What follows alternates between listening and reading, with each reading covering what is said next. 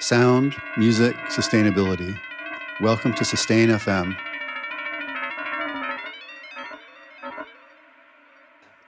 Welcome to today's episode of Sustain FM. I'm your host, Steve Williams, or Drew's Noise, depending on the day. And today I'm thrilled to have on the show Natalia Escobar. Natalia is a Colombian interdisciplinary artist, filmmaker, and DJ whose practice spans moving images, sound, performance, and installations. Her work explores Abya Yala phenomenology, that's a tough word to say, indigenous cosmovisions, identity and memory, drawing from decolonial and intersectional feminist perspectives. Since 2021, she's been developing pedagogical projects and collaborations with different indigenous communities in South America, notably with Las Traviesas, a community of trans-Indigenous women from the Embera people in Colombia. Together, they've developed initiatives that promote social and ecological transformation through artistic processes, emphasizing transdisciplinary collaboration as a strategy to challenge colonial norms and reimagine alternative realities and spaces for knowledge exchange. So for regular listeners, you can imagine how excited I was to talk with Natalia today, because so many of those topics are super interesting. So Natalia, welcome to the show. Hello, thank you so much for having me. I'm excited for our conversation. Excellent, great, yeah, me too. So maybe kind of to get started, talking a little bit about history. So one of the things I'm always interested in when talking with artists like yourself that work with both technology and sound, and you in particular, you work with not only sound, but audio and video and many other formats that we'll kind of talk about later.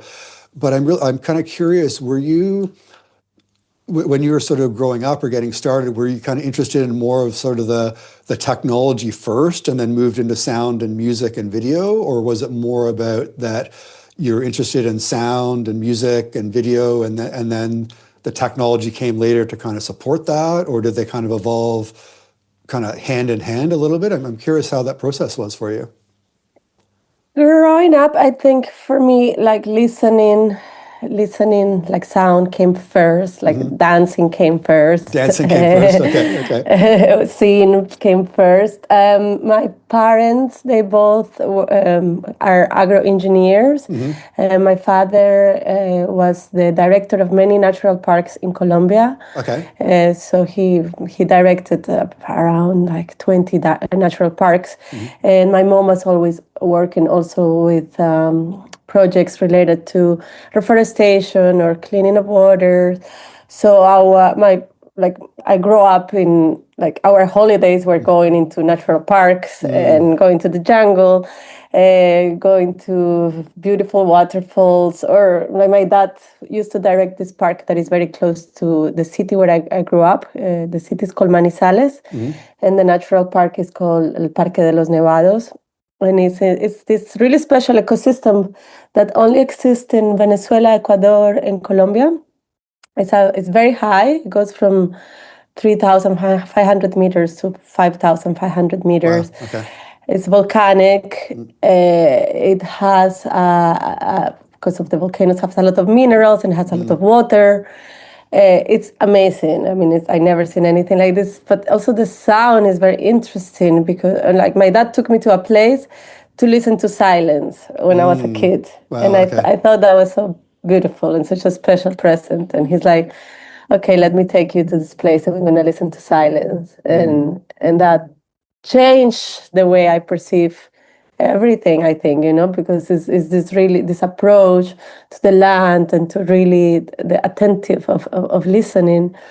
And so through this experience, but then also going through the Amazon, for example, it's so rich, and you just, you are in the night and you come out of your room and you're in the dark and it's so many sounds, so loud, and like you feel so little in the world. So I think this came first, and also music. I guess Colombia is also a very musical country, and dancing is very important in the way we connect to each other. So I think that came first. I think technology was something that came after, like as a way of how can I, especially because I was doing, I went to London to study fine art.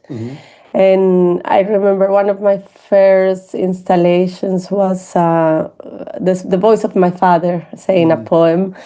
And but it was also like, how can I create some communal experiences, and how can I translate some of my experiences that I had in my childhood and from where I come from into this part of the world and into this kind of situations of art gallery, or like, St. Martin's was like in Charing Cross in London. That is, so such a city, so Very different busy. from that environment, yeah. Yeah, so different from Los Nevados. So yeah, I think it was just a way of how can I make visible this worlds where I come from. And so I think it was more like an add-on of how can I bridge these two worlds. So technology came after. Yes.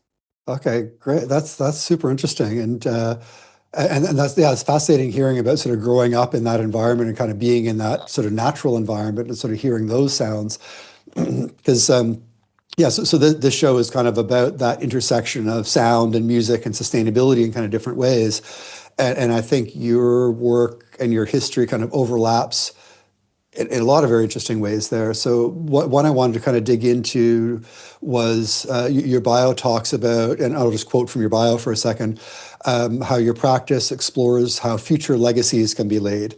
By unlocking new and needed levels of collected care, her work taps into an ecological area of creative consciousness playing out along colonial lines. So I'm really curious about a bunch of things there.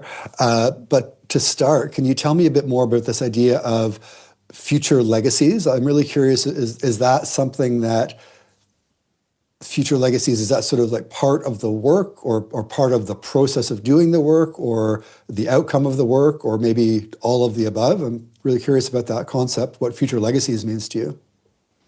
Yeah, I mean, this phrase is I did an artist residency in the Amazon called Lab Verde in 2024, and I was doing the residency with Faith Robinson, and she wrote about my work, and this phrase really stuck with me. Like it was, yeah, it resonated the way somebody else was seeing my work, and also about the future, because I feel since I started to work with indigenous communities, my conception of time really changed.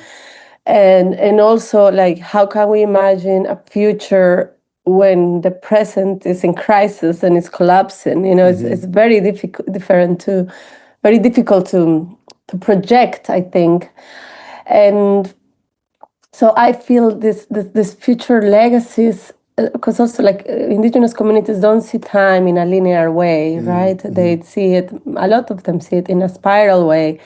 And so I think our like working with them is kind of also how we can rewrite our history from from our perspective, because I mean, I grew up in a very Eurocentric education, and then I moved to Europe, and I did my university in Europe. So it's kind of like, how can we think about future legacies and with the process and with the work, but not a future like in a Eurocentric way.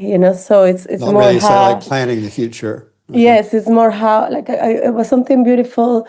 I was in the Amazon in an anthropology conference, and one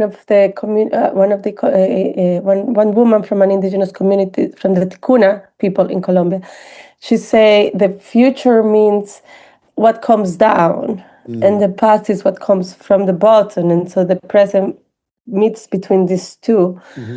So I think it's important how we are rewriting, our past, and to live this present, and especially like fiction.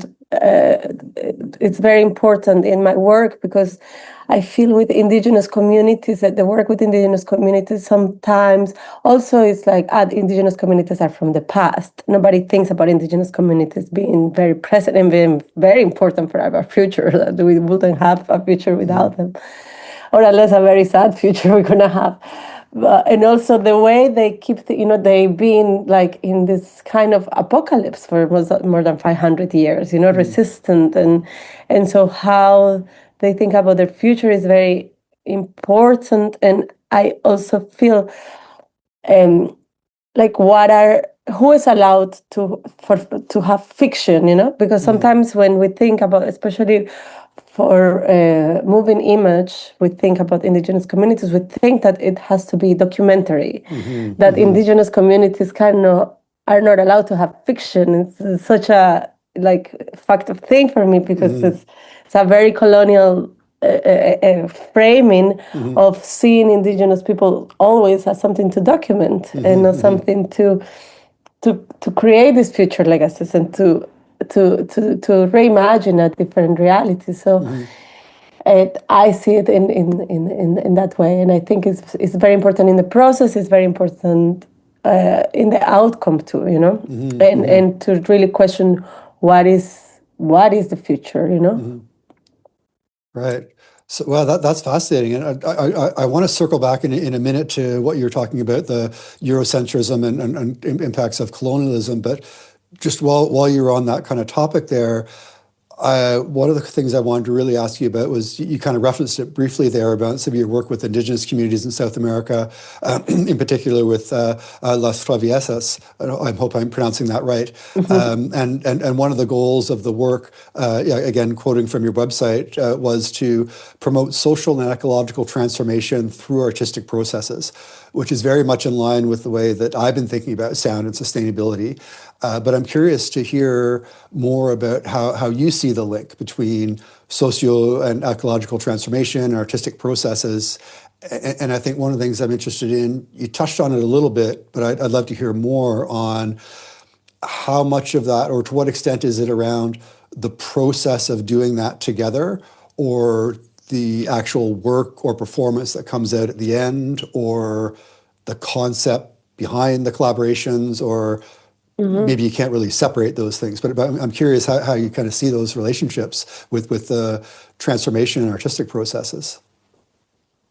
Yeah, I mean, I think it's like, it's in the process, it's in the work itself, it's in the performance. But the most important for me, I think, is the process. I mean, the way with Las Traviesas was in 2021. I rented this farm, and because the Las Traviesas, they are trans girls that come from the Embera and the Embera Catillo people in Colombia, and have been rejected by their communities.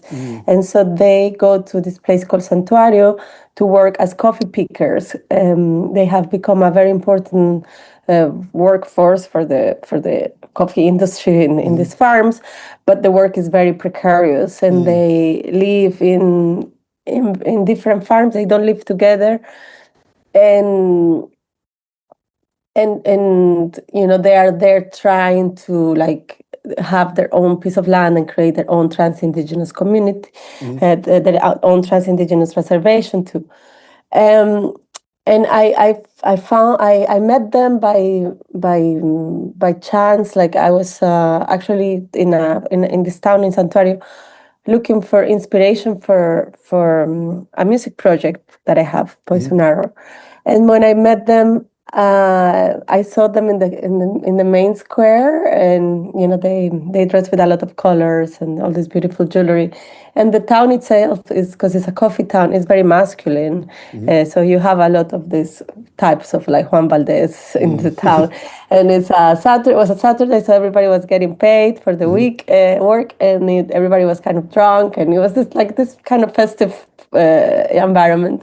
And then the girls were in the middle of the town, like looking super fabulous, and I was like, "Who are you?" So I went to ask who they were, and then they thought I was a journalist, so they invited me to their farm the next day, to a farm that they were living, like 7 of them, and they opened up to me, they started to tell their whole stories, how they arrived there, their dreams, their desires. So for me, it was like, okay, I'm not a journalist. I'm making music, and so I showed them my music videos, And they're like, oh my God, we should make music videos. We have to do that. And so for me, it was like, okay, I don't want to come and like do my music videos with you, but like we should do something together. So I think that is when I thought, okay, it would be good to have like an artist residency where I invite different people, and then we can have like an exchange of knowledge with the girls and see what comes out. You know, not come with like a very predetermined idea. You know, especially like. Yeah, we don't know each other, and I don't think it's my position to come and tell them what to do, you know? Right.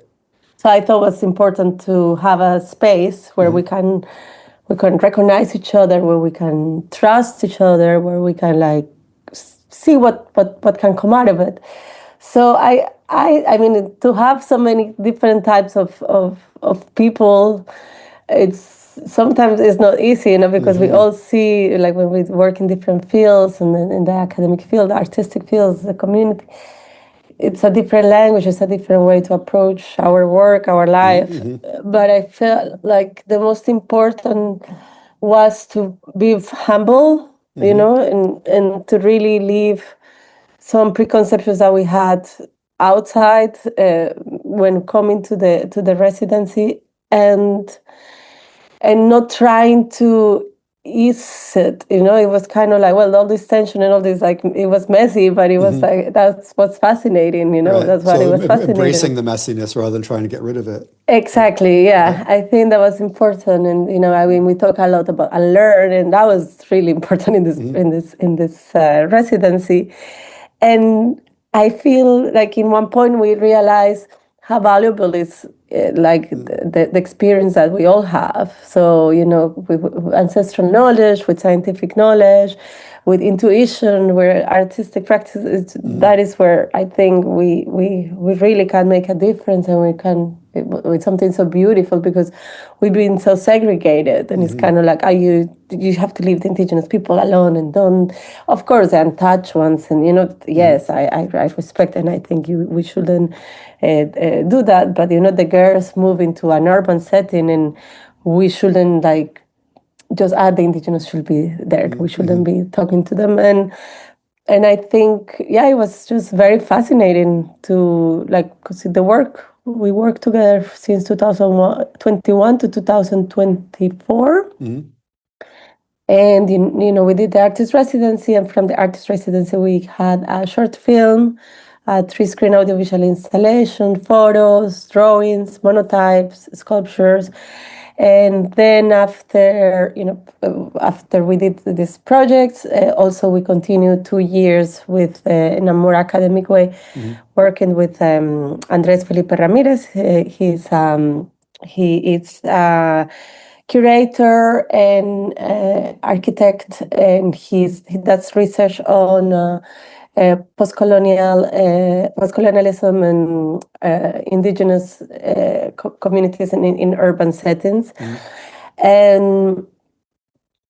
And the workshops that we developed after that were more towards their political organization and their community empowerment, and you know, kind of building these bridges between indigenous communities that already had their reservations. Because in Colombia, there is something that if once an indigenous person leaves their community, they lose their rights as indigenous, which is really weird. So there is a lot of indigenous communities kind of working towards, we can be indigenous in the cities. We should still have our rights, and we can also create cabildos, these indigenous reservations in urban settings. We have the right to exist in the cities too. And so I think for me it was very important, these connections, and working with people from different fields to build these bridges, and not to, you know, for example, just leave the film in the screens. You know, like with the film we did so well, like we went to Cartagena, we premiered in Cartagena Film Festival, in Cannes, the Directors for Night, New York Film Festival. We went to hundreds of festivals, but then what? You know, like the girls came with us in one place, but it can be really, it can feel extractivist too sometimes, you know, or the research that the academics do can feel extractivist sometimes too.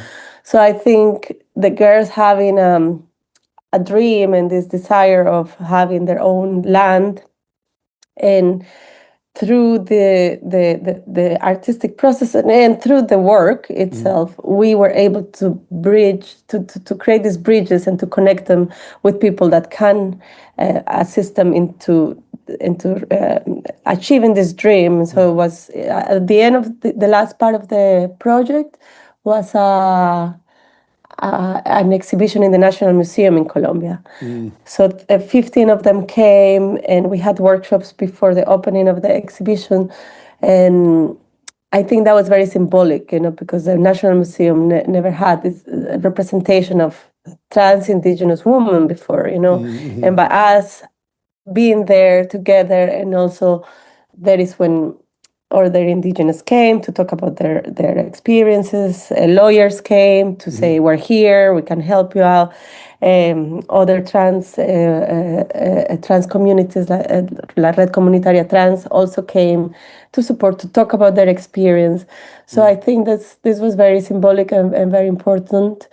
And I think if we was just artists, maybe we wouldn't have had that same reach, But by having people in different fields, we did film festivals, we did museums, we went to UCLA, there was also we went to an anthropology conference. So I think it was really beautiful the way all this came together, despite all the messy the mess that it was to work together and to get to know each other and to trust each other, because that was the most important. And it was not easy, but but we managed. And I think through the art and this artistic process, I think that was a way that we were able to trust each other and arrive to an intimacy that we wouldn't have able to do if we were just coming and telling people what to do, filming, or if we were going to do research. So I think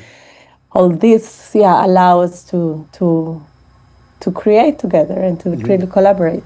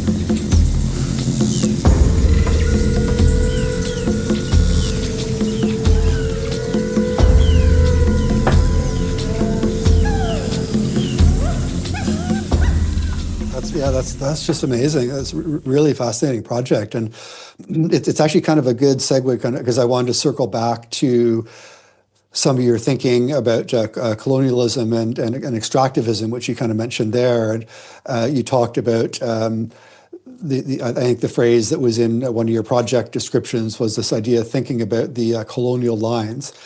And for me, that's really interesting from a number of different ways. So for me, growing up in Canada, dealing with, or at least being aware of the legacies and ongoing impacts of colonialism was very top of mind. And certainly growing up and going to school and doing research and those kind of things. And for me, it was quite interesting and quite surprising coming to Europe how that's not always the case, which was kind of funny because people seem to kind of forget that it actually was the French, the Germans, the Spanish, the Dutch, the Portuguese, the British. And sometimes I kind of get the sense being in Europe that for a lot of Europeans, colonialism is over. Like that ended 200 years ago. Yeah. But for anyone in South Africa, Mexico, Canada, many countries around the world, colonialism is not over.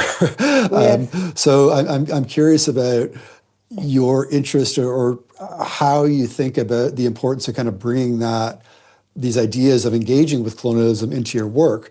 And I'm also curious about, even from the first story you told about your first exhibition around bringing your father's voice to London, even that one particular example I find quite interesting because that's sort of like the reversal of direction.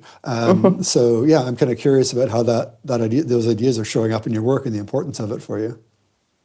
Yes, I mean, like you say, I feel like colonial memory, it's usually like seen as something in the past, but it rarely interrogates how that remains like active and alive, in the present, and is going to continue, also in the future. Because it shapes our identities and our relationships, and I think the power structures today, it's not something that also memory itself is not something that is just from the past, and colonial memory is very present. So I think it's Yeah, like I said, like having this kind of Eurocentric education, because we in school in Colombia we learn everything about Europe, and we learn English and we learn French and German, and we learn, but we don't learn anything pre Cristobal Colon, and we don't learn our languages, and we know so little about indigenous communities in Colombia, and it's really like it should be there, like we shouldn't mix it, like this kind of thing. And the same with the indigenous, they see me, even if I'm mestiza, as that's white colonial person figure, and and I think that this segregation and this way of education really make us so sometimes racist, and really take us the power of how beautiful will be if we really integrate and we really learn from each other. And also I feel, in schools they should really teach Embera, or teach one of our languages, as important as English or as French, and especially where we're coming from. So I think I forgot the question. Yeah, I think you were getting to, really so I think the question was about, so given all of that, and given those kind of feelings and issues around language and education and memory and so on, I guess sort of how and why does that kind of show up in your work? Because I could imagine, for example, an alternate reality where Natalia is aware of all that, and that has nothing to do with the artistic work that you do. But that's not the case for you. Those themes are connected. So I'm curious about how those ideas kind of weave into the work that you do, and how you do the work, and what your artistic process is like. Yeah, I guess especially when because I feel also that I have these two kind of parallel worlds, where there is a link between them, but my work with indigenous peoples is very different to, for example, when I come to Berlin and I DJ in clubs and I make more experimental music, and even my performance work. I'm still interested in mythology and the cosmovisions. There is still like themes that come, but working with indigenous people in Colombia, being there, it's sometimes I say being in Colombia for a week is like being a month here. It's just so much happening in that week. It's so many experiences. It's an excess of reality, Right, an I feel excess of like reality. I love that. yeah, I think here I have this bubble, so that I come and I can come and be more individualist, and kind of be in the studio and be with the machines, and it's another universe. I love both. I think I cannot. When I start to do one, I start to miss the other one. So I like to take time to do both, and. But yeah, especially I think with the work with indigenous people, and also I think in the work, even when you when you're DJing or things like that, we should be very conscious of this, of the history of what we're doing. And a lot of people are like, art shouldn't be political, but I disagree completely. Everything we do is political. Having a glass of water, having water in your toilet is political. So I feel like it's just by being very aware, and like reading and talking to people and connecting to people is the most important, I think, in the work. And because I feel capitalist like is trying to make us this like competitive individualist hyper productive humans, that sometimes we forget about the relationals of it, to relate to each other, to connect to each other, and to keep learning, because we feel like we know it all because we have access to the internet, and we can get lost in scrolling, and Instagram is so dangerous for our brains. And I feel it's like to keep like reading, also to keep like just connecting and learning from each other's experiences is very very important. So I think this is the way that I guess I approach, and that I think is that we cannot forget our humanity, you know, in what we do.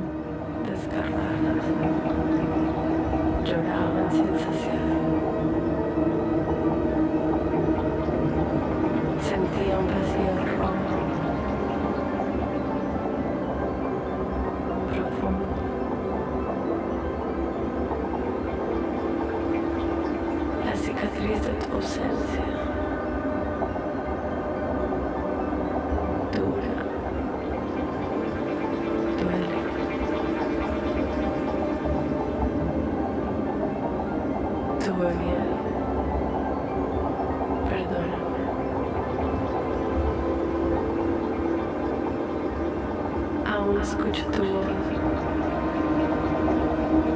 a lo lejos.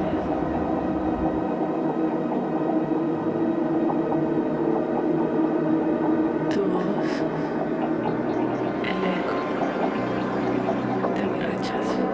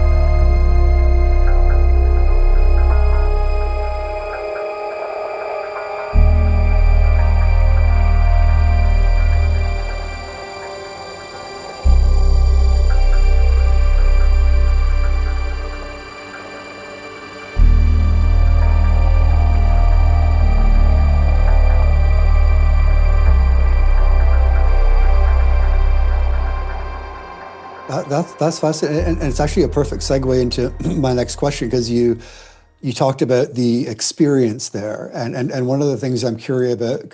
Yeah, my brain is not working well. One of the things I'm curious about is your sort of relationship and experience with different forms of artistic expression and even different types of venues. So you've worked with film, you've worked with music, you've worked with performance, you've done workshops, you've done installations, and you've also sort of worked on multi-sensory projects, for example, Pierce with Arrow, which I'd love to hear more about. And I'm curious, do those kind of feel like, how similar or different are those in the sense of, are they kind of just different expressions of the same idea, or do you feel that different mediums can actually unlock different types of experience? Or, because I'll be, even from an audience member, like it's a very different experience of being at a gallery in Berlin listening to experimental music versus being on a dance floor versus sitting in a theater versus being in a workshop versus kind of listening to your music on the headphones. So I'm curious about how you approach those different mediums and the value of that for you. Yes, I mean, I feel they're all so like they're completely different. Also, the way that we our attention to the different mediums, and also the venues, like you say, where things are shown. Like, I mean, for me, because like I just did this short film. Was my first short film, but also like experiencing how people like the attention to people that they have in a cinema is still so fascinating for me. Like, for example, film is for me the ultimate art form in a way, because you combine everything there. You have the sound, you have the performance, you have the set design, you have and then you have the visual. And also I feel it's so important because the way we consume it, like the way our attention, because our attention span is all over, and now we go to galleries and you kind of cross through, or you see if there is a video work, I don't know, 10 minutes maximum, unless you like really know that there is something. I don't know. My friend has a work in the Hamburger Bahnhof, Jeremy Shaw, and it's 30 minutes. And I always tell people, please allow it to be 30 minutes there, because if you leave 5 minutes later, you don't gonna have the whole arch of the of the dramaturgy of the piece, and it's so powerful. So if not, we just kind of consume information very fast, and I feel like being in a cinema, being in a dark room, having everything perfect for you, the sound, the speakers, having everything in that way for you to receive this. It's like to receive a movie. It's so valuable. So, but I mean, I'm not taking away from all, because also when when I do performance work, it's on the moment, and you have the audience there, and you have the sound, and you can really push it. And like, I mean, I did this project recently with a Mexican artist, with Daniela Huerta. We have a collective called Coachula, and we were invited by a Mexican curators it's a program called El Sonido que Atraviesa in the Center of Digital Culture in Mexico City, and we developed a performance site-specific with 6 dancers. And so it was a process of 2 months, and it's so like, I think through all my projects, something that connects is the listening. So the listening to the space, the listening to the stories of the people, the listening to the land. So I think that's something that I think I can connect through all the ways of through like my practice. Something that connects everything is listening. And but I think it's just to just stay with one. I wouldn't be able to. But to finish, for example, what I was telling about the Coachula project, we had this space that was round, and it was like a 6 seconds, had a 6 seconds delay, and we were working with 6 dancers, so the dancers in the space, and then it was such a. We were also working in Mexico City, and the concepts were related to the terrible mothers, and it was like Coatlicue, which is a Mexica goddesses, and Tlatzotteol, which is also a Mexican goddesses. And I don't know, there is something also about creating things site-specific and in a land, and to collaborate with people from there, that just create such a different experiences, for that if you just come and DJ, it's just completely different. But also DJing and being on the dance floor is a different kind of connection. Exactly. Yeah. So I guess it's listening, and then it's also, I think, relationality. I think it's also how we like that. Yeah, the relation to the space and the people, and just these different ways to disseminate, which I think they are all, like humans are not one-dimensional, and I think it's important, all these spaces. Okay. Yeah. Well, especially in our times. Yeah, exactly. Yeah, that's great. I mean, it's interesting. You can come all the way back to our first question we talked about. Yeah, listening to nature and listening to silence. So, yeah, exactly. Yeah. So that's actually probably a great place to wrap up. I really appreciate this conversation. But before we wrap up, as usual, to close the show, we have some recordings to share with our listeners, and you've generously shared some works from the Embera project. Can you set this up for us? What are we going to hear from those recordings you shared? So the for Embera project, this is two pieces that were done for the 3-screen audiovisual installation. So the first one, it's the voice of Katy. Katy is one of the girls from Las Traviesas, and she's talking about the meaning of her face tattoos, and also how she was just becoming a woman. So she's talking about this. And then, because during the artist residency, we built instruments together, and we did a lot of recordings from like ancestral instruments. And so we combined them. There is one instrument that we built called el carangano. The carangano is made out of bamboo and water. It's a percussion instrument. So it was a combination of recording of the carangano.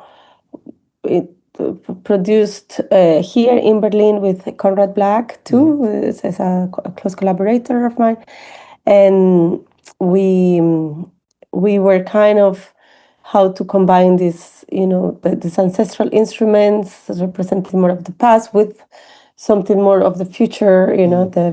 This idea of the spiral, to how to blend these worlds together. And the second piece, it's the last part of the installation, and I think it's something that we really is very accomplished, because we used a lot of field recordings, like of the frogs, and the frogs are really present. Katy again was singing a song about the frog that she composed, and then there is laughs and a lot of moments of conversations with the girls.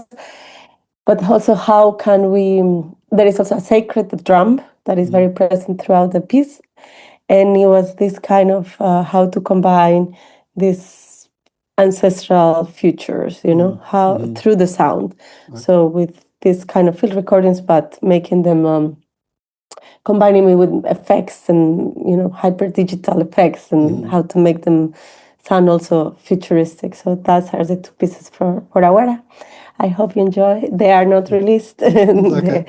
They're just part of the installation work. Okay, well, great. Yeah, thanks so much for sharing that. I can't wait to listen, and thanks everyone for listening. And make sure to check out the show notes for more background on Natalia's sounds, links to some of the projects and music we talked about today, and also let me know if you have ideas for artists we should be highlighting.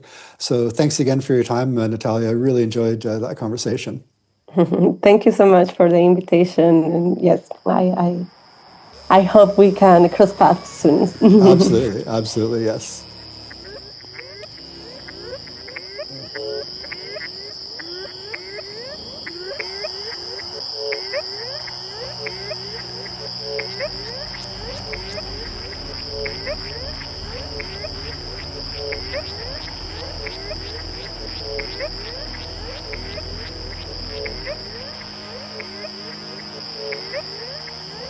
Apenas nuevo volteado con una como de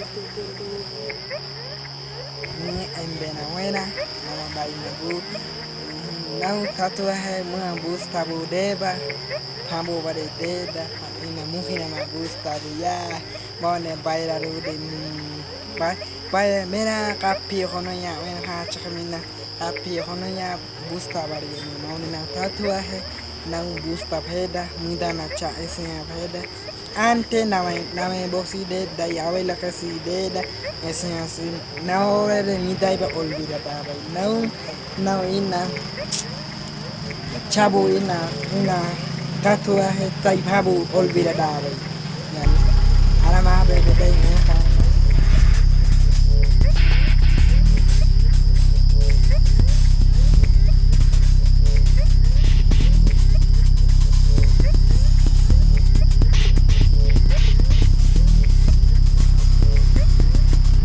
apenas nuevo volteado con una como de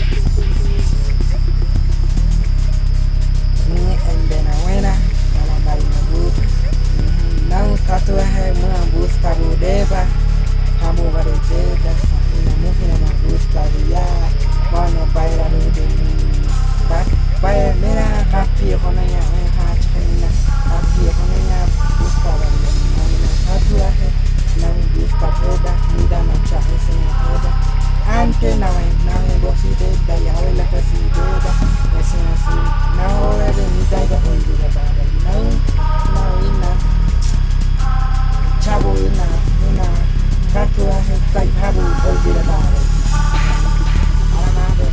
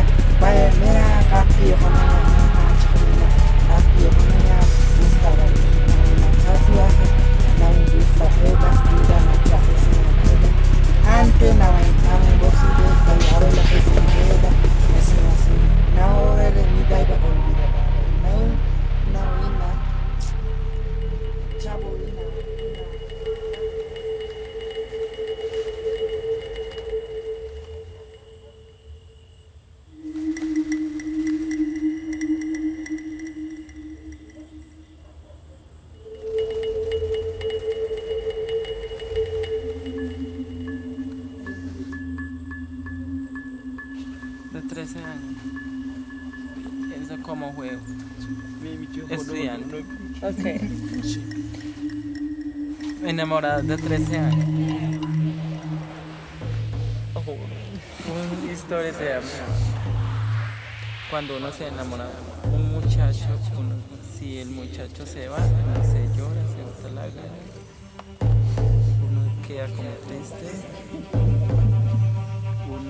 hay veces puede ser desayuno, almuerzo, la comida, uno como siente diferente, pues ahí cuando uno tiene novio se va, y cuando el novio regresa, pues ahí sí uno se comparte, se besa, está todo.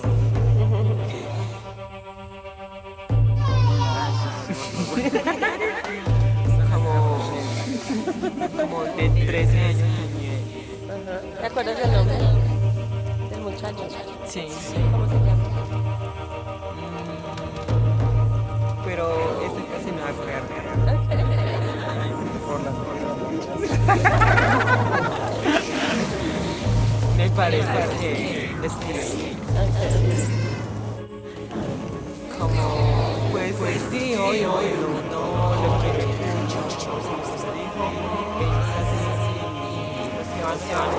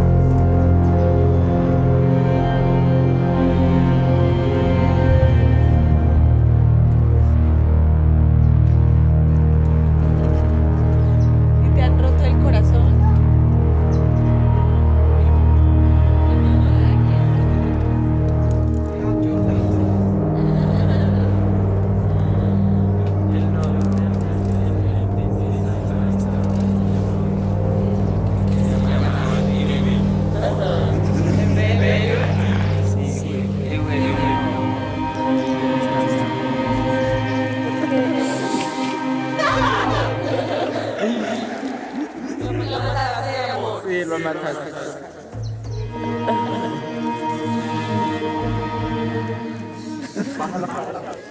Sube la cabeza, levanta la cabeza y gira para allá. Eso ahí, y ahora mira la cabeza. ¿Y todos ustedes trans? ¿Y tu hermano?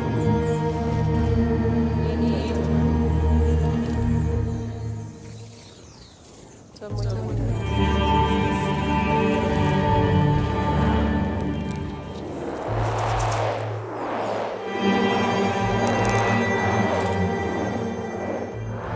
Okay, thanks for listening to Sustain. Hope to catch you again next time.